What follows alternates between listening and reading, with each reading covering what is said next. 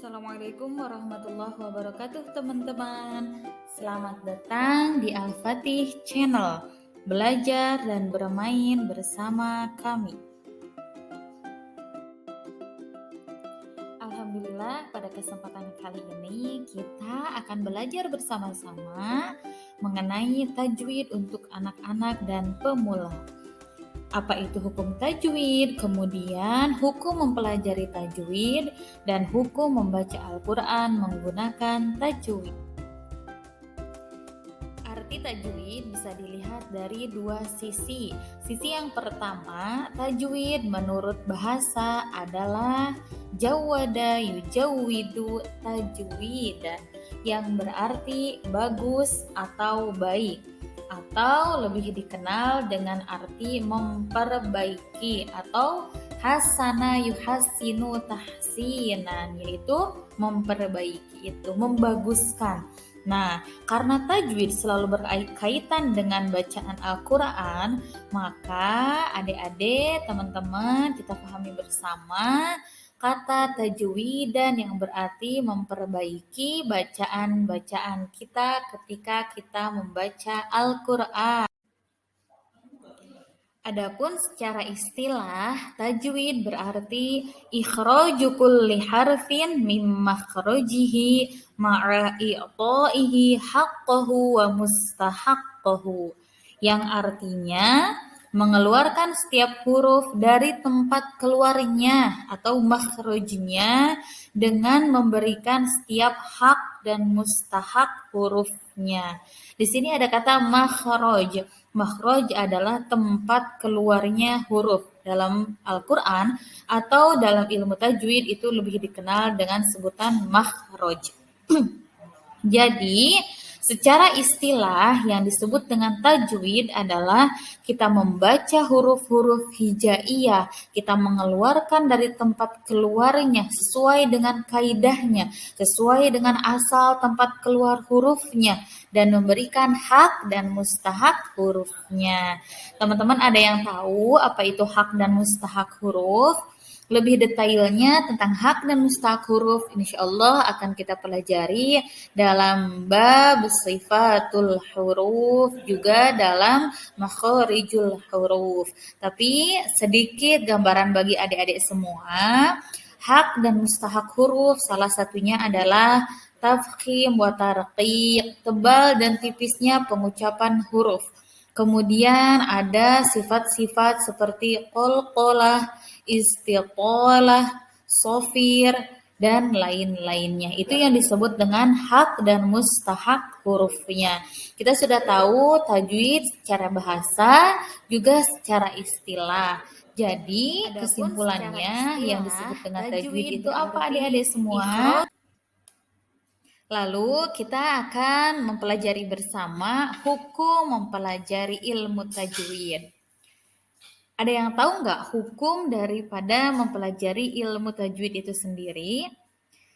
Nah, hukum dari mempelajari ilmu tajwid. Kita belajar apa itu tajwid, kita belajar hukum-hukum dalam tajwid, kita belajar kaidah-kaidah tajwid. Sebenarnya hukumnya apa sih adik-adik, teman-teman semua?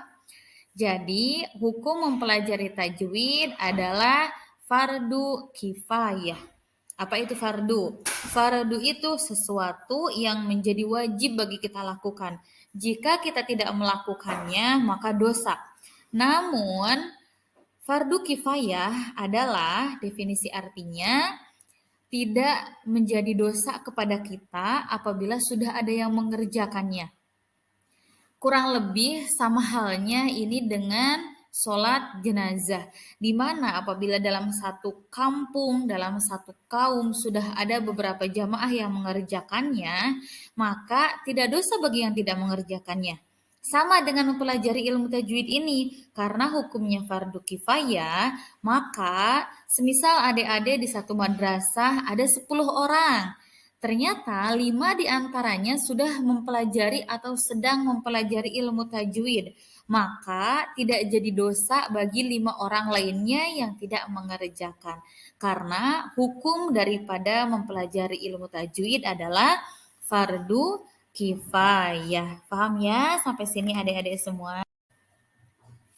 Jika tadi hukum dalam mempelajari ilmu tajwid, maka apa hukumnya kita membaca Al-Quran menggunakan tajwid? Hukum dari membaca Al-Quran menggunakan kaidah-kaidah ilmu tajwid adalah fardu ain. Nah, kalau tadi fardu kifayah, maka kita membaca Al-Quran, kita membaca surah Al-Fatihah, kita membaca surah Al-Ikhlas, An-Nas, hukumnya itu fardu ain dengan kita membaca menggunakan tajwid. Berarti fardu ain artinya adalah kewajiban bagi setiap orang. Tidak gugur kalau teman kita membaca Al-Quran menggunakan tajwid, sedangkan kita tidak menggunakannya, hukumnya tidak gugur dosa kita, tapi kita berdosa. Karena yang disebut dengan fardu ain itu kewajiban mutlak bagi setiap umat Islam. Sama halnya seperti sholat fardu 5 waktu. Orang lain mengerjakan, mereka mendapat pahala, mereka tidak mendapat dosa. Kita mengerjakan, kita mendapat pahala, kita juga tidak mendapatkan dosa. Tapi apabila kita tidak mengerjakannya, kita membaca Al-Quran tidak menggunakan hukum-hukum tajwid, maka terjadi dosa kepada kita. Karena sekali lagi fardu ain hukumnya adalah kewajiban bagi setiap orang, kewajiban bagi setiap muslim. Nah, berarti gimana dong? Tadi kita mempelajari hukum tajwid fardu kifayah. Sedangkan membaca Al-Quran menggunakan tajwid fardu ain. Bagaimana kita tahu ini dibaca panjang atau pendek, yang ini mad tabi'i atau bukan, yang ini izhar atau bukan. Gimana supaya kita tahu hukum-hukumnya? Gimana supaya kita tahu cara membacanya? Maka kita harus mempelajari ilmu tajwid. Jadi kesimpulannya mempelajari ilmu tajwid itu harus ya teman-teman semangat dalam membacanya, semangat dalam mempelajarinya, semangat juga dalam mengamalkannya. Kenapa jadi harus? Karena kita tidak akan tahu hukum-hukum di dalam Al-Quran. Kita tidak akan bisa membedakan yang ini hukum tajwidnya apa, yang di sini hukum tajwidnya apa, kalau kita tidak mempelajari setiap kaidah-kaidahnya.